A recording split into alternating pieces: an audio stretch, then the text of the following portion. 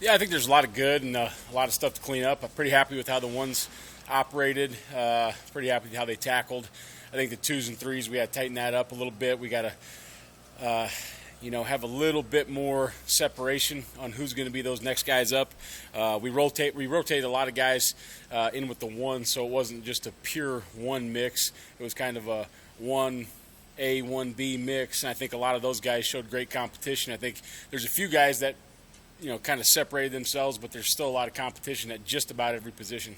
Is there some clarity with the secondary on who your first guys up are? I don't think so. Like I said, I think there's a couple guys that maybe kind of pulled themselves away and solidified their spot, and there's still a lot of competition. At every position we had, at least three corners rotating with the ones, three safeties, three nickels, three inside backers, and I think a couple guys at every position kind of cleared their way, but there's still a lot of fight. There's still a lot of camp left. I know Fish thinks a lot of Tommy Hill's potential. Do you see him starting to pick up on some of the nuances and little things that are required too?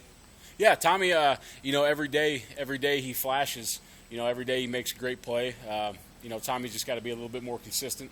Some of that's being new to the program, new to the system, but a little more consistency with him. But he definitely flashes, and you can definitely see what the ceiling is there.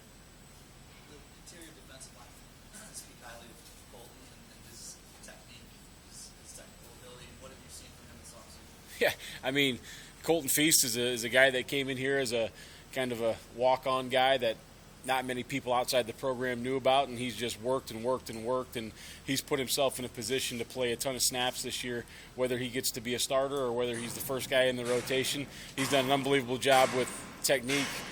He's a powerful guy.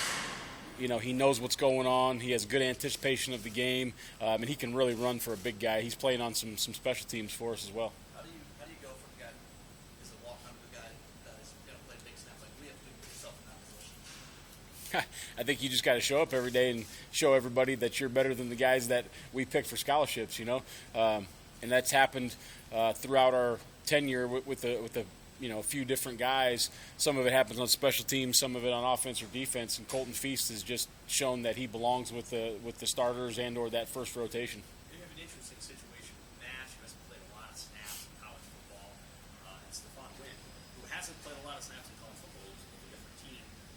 How are the two of them sort of competing? I think we all kind of said Ty Robinson may be a little bit above both of them, but how are the two of those guys competing in the same spot? Yeah, those guys are both competing. I think Nash has got a little better grasp of maybe the system. He can play a little faster. Stephon's still picking it up a little bit. Both those guys play with good technique. Both those guys are intelligent football players. That's going to be kind of a good battle to watch here as the next couple weeks of camp unfold and we get into another scrimmage, just to kind of see once they're kind of equals with knowledge and grasp of what's going on, who's going to jump out and take that spot. What's the biggest thing Nash did the last 6 months or so to get himself in this position? Yeah, I think Nash, you guys see the videos. He's always had a lot of strength, a lot of power. Nash's lateral movement, his quickness, his change of direction has drastically increased over the last, probably since the season stopped till now. So that's what I'm really pleased with what he's done. Just his ability to move around a little bit better. Before it was just, if you were in one gap or in a two gap mode, he was good. If he's getting on the move and doing those types of things, probably wasn't the right defense for him. Now he's able to operate in all the calls. What do you make of Stephon's athletic physical profile? Yeah, I mean, he's what you're looking for. He's 6'4", he's 300 and whatever now, 5 to 15, 305 to 315, long arms. That's what you're looking for at one of those interior defensive linemen. Once again, he's got good technique. He was coached well. He's got good football intelligence. He's just kind of catching up to the language that we're speaking. Probably very similar in structure, in technique, just different language for him to catch up to. How do you feel about O'Shawn Mathis's progress in camp, and what's that picture look like to you now? Yeah, that O'Shawn's done a great job. I thought O'Shawn had a really good scrimmage. He's different structure defense for him. He was off the ball a lot last year, it seemed. So he's had to play a little bit more, true defensive end for us, which he's done a great job responding to Coach Dawson.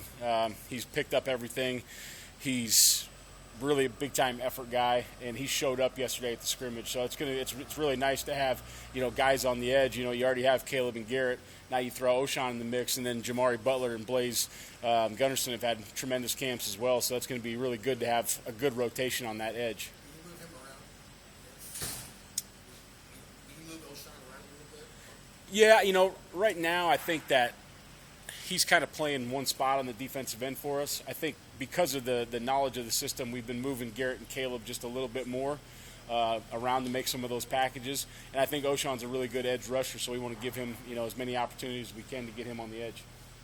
I don't know what you can say to Devin Drew's status, but just in general, what's the trick of a guy if he comes you're in the middle of camp and that challenge, I guess, before him and you?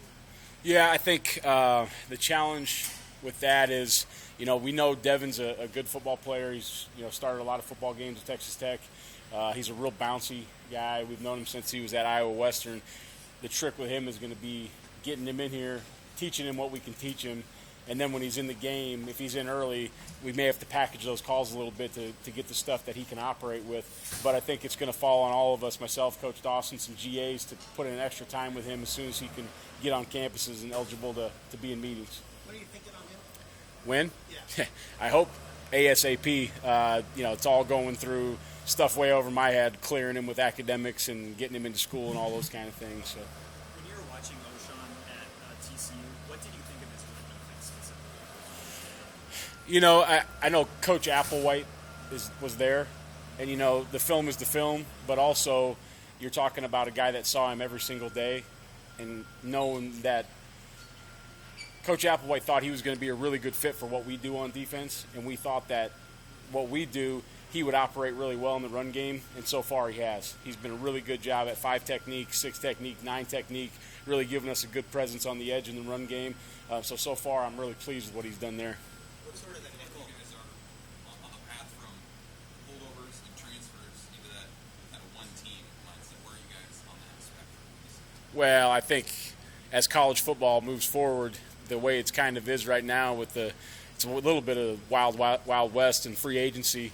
So I think you're going to constantly be getting new pieces in and probably some pieces out just by the nature of the game now. So I think it's come together really nicely. I thought that the guys that we've brought in, whether they be new guys, junior college guys, transfer guys, have done a great job of meshing with the current players, and the current players have done a great job accepting them and meshing them with the team. So I'm really pleased with where we're at in that facet. Coach Bush has mentioned that a lot of the assistant coaches have been super helpful on special teams, but he named you specifically. Why is that important to you as a defensive coordinator to come out with that unit too? I think that, to me, special teams is a third of the game, right? And when we operate on special teams, it's much easier on the defense, right? When we punt it and pin them deep, when we flip the field, when we can get a good kickoff down there, when we could score points, all those types of things, that all helps the defense, it helps the whole team. Also, I want the defensive players to understand how important it is to be on special teams. So for me to coach a drill, to coach a position, to be in the meetings, to help out, I think that sends another message to our defense that this is important and we need to operate. Also, we're telling the defensive players, hey, there might be a 1 and there might be 2 and 3 and it might be close, but if you're the 3 and you're on 4 special teams and you're the 2 and you're on 0, this guy is now the 2 because we don't have seats on the bus. Big Ten only allows us to take so many players, so those backups have to be core 4 special teams guys or they might not make the bus trip. The overall attitude and health of the team, as you guys start week 3, and I assume at this point in time, maybe the newness of fall camp has been off. Yeah, I think that, Coach has got a great schedule for camp, and guys are getting rest at the appropriate times, and we're working really hard at the appropriate times. So I'm really pleased with the way the guys are operating. You can't get bored at doing the normal stuff exceptional. You just can't. And I think that these guys have handled that piece of it really well. Knock on wood, we've had some nicks and bruises, but we haven't had anything, catastrophic on defense yet. So happy with both those, health and the attitude of the guys. Do you feel like the enthusiasm is still at a pretty good level? I do. And, part of that's driven with the way the install is set up. where they're continuously getting new stuff, new packages, new calls, so that they don't get bored running the same stuff we ran on day one. We're constantly installing so that they've got a good grasp of things we might want later down the season, but they also get something fresh every day. I know you said that you want to see the defense take a step up by maybe trying to get some more interceptions, more sacks.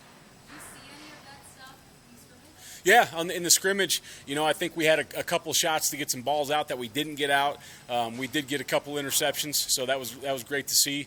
And I think the guys are rushing the passer really well right now. So I think that as that all comes together, you have to be an opportunistic defense, right? You have to run to the football. And right now our guys are really running to the ball. And when those balls get tipped up in the air, whether a receiver bats a ball and it's not quite there, or the DB tips it up, or a linebacker gets a hand on it, we're getting a lot of those right now. And it's lucky, but it's not lucky because they're running to the ball. You know what I mean? And when you run to the ball, good stuff happens. A lot of camp down, a lot of camp left, 19 days until season opener. What else do you need to see for the next couple of weeks? We've got some situational work to still get in. I'd like to continue to work on our low red zone stuff, some of our third down package. We've got to get some end of the game stuff yet. A few of those situations and a few things need to get installed with those packages. So I'd like to see those things get in and everybody get operating at a high click with that. Also, we've been stressing communication, both pre-snap, post-snap. The guys are really good right now at talking through the situations while they're on the field, down in distance, where they're at, what the situation is, maybe if coaches got the scoreboard operating and those types of things. So I'd like to see that get raised up a little bit. How do you feel about how's Nichols shaping up right now? Yeah, I think right now there's three guys that are all running with the ones.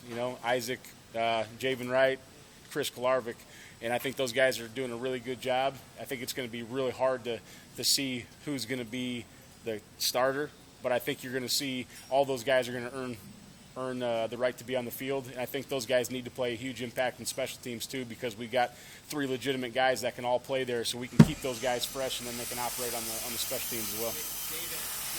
David must have hit the ground on a sprint to be in Yeah, that mix. Javen's he's a student of the game. He's been in every meeting, even when he's been hurt for the last 2 years. He asks good questions. So I knew that he would be able to function when he got out there. It was just a matter of, can he physically do it? And so far he's been able to.